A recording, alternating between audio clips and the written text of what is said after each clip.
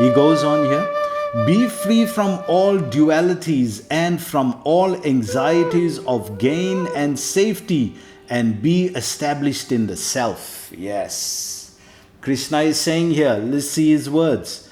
He's saying here, be free from all dualities and from anxieties for gain and safety.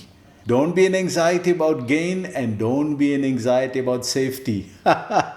See Krishna's words. Directly he's saying to us. He's saying to us in a very comforting way, my devotee, don't be in anxiety about safety and don't be in anxiety about gain. The process of life will be the process of life. You just do your duty and take shelter on the spiritual platform. You can't predict the process of life and who's going to die and who's going to live. The process of life means everybody dies. 100%. Prabhupada was asked by a reporter, Swamiji, what do you think about the death rate there in some Middle Eastern country? Death rate is same everywhere, 100%. The death rate for everyone is 100%. It's only the time factor. So if we don't have enough knowledge, it's going to completely disturb us. But if we do have knowledge, we'll see this is the process of life.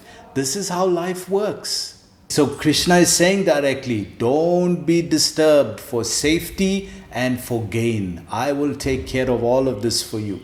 Don't worry. Krishna's own words we're reading today. Let's see what he puts in the purport. All material activities involve actions and reaction in the three modes of material nature. So if we have a body, whatever we do, we're going to get action and reaction. If you connect on the soul level, no action, no reaction, plus satisfaction. So just see what's the best choice then. You decide. So he goes on. They are meant for fruitive results which cause bondage in the material world. You see, so we don't want fruitive results. We want spiritual results. And if we're going for the fruitive result, then inbuilt in that is bondage. Then we're getting the bondage and then lamenting, why? So Krishna is saying, connect it on the spiritual platform. You don't know how to do that. Ask the bona fide spiritual master. He will show you. That person will direct you in the proper way according to the teachings of Bhagavad Gita. The Vedas deal mostly with fruitive activities to gradually elevate the general public from the field of sense gratification to a position of the transcendental place. So you see the goal, the Shreya. We were talking about Shreya in the past few verses. This is the goal. To gradually, it's not wrong.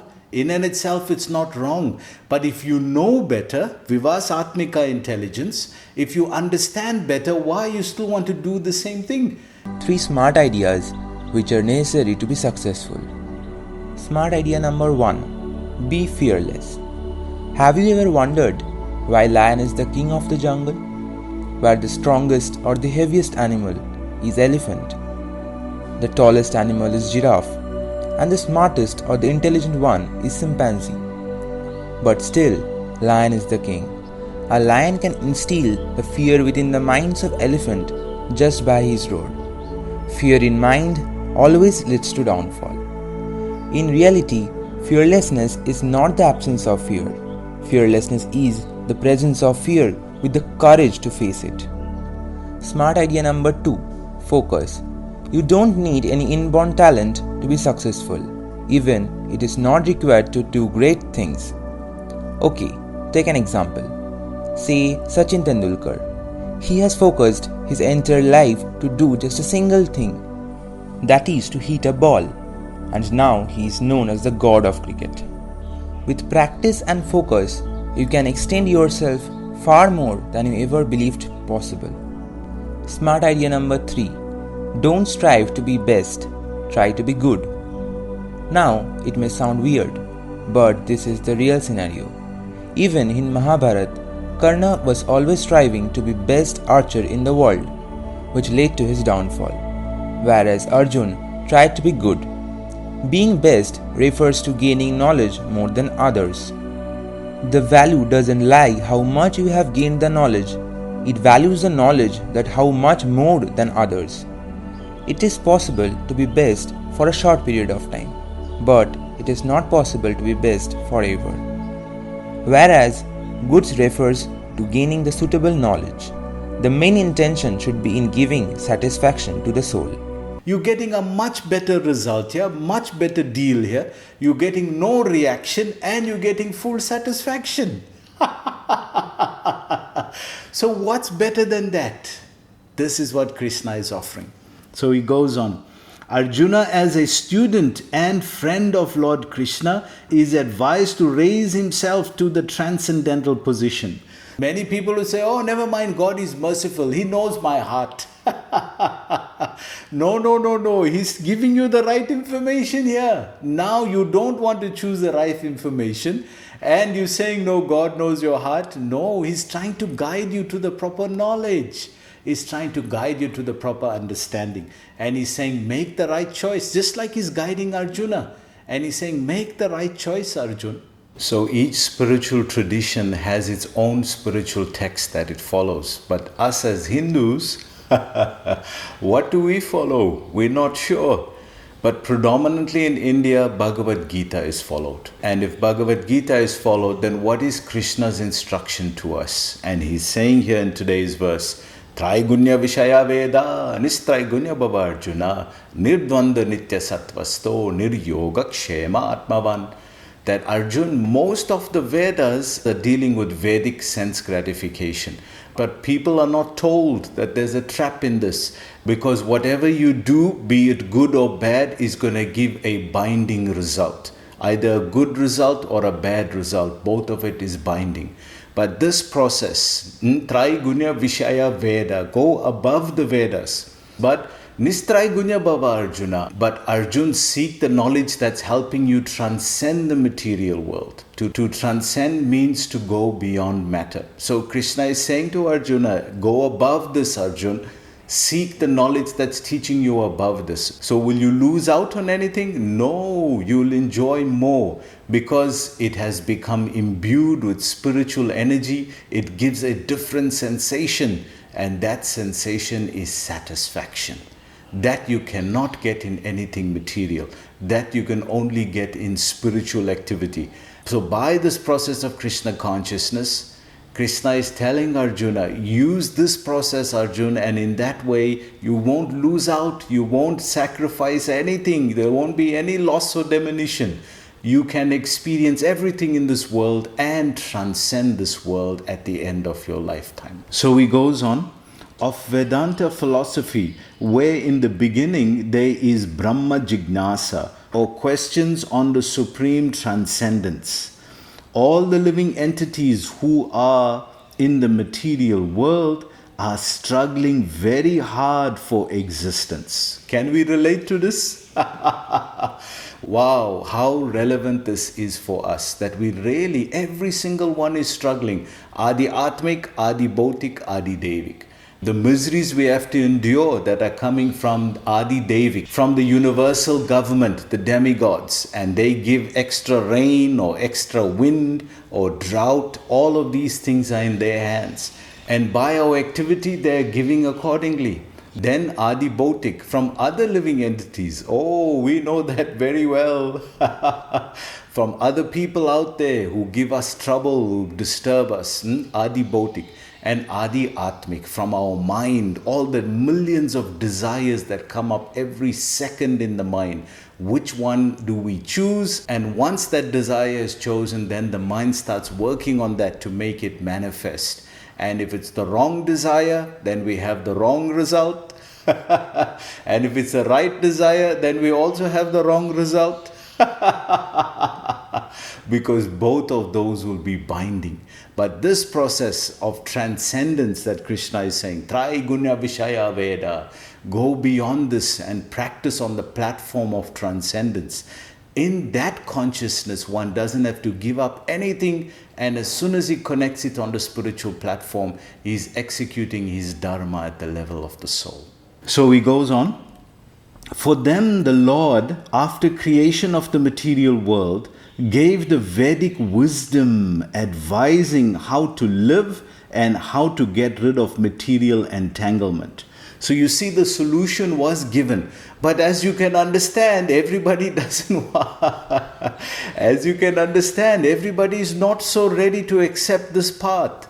But if they understand that whatever they're doing, even pious activity, will be binding, just like we showed with the food distribution, even that will be binding. Not only do we bind those people to the karma of the food, we also get bound because we did action to cook the food. So if that is not purified, we get good karma from cooking the food, which goes to our good bank balance.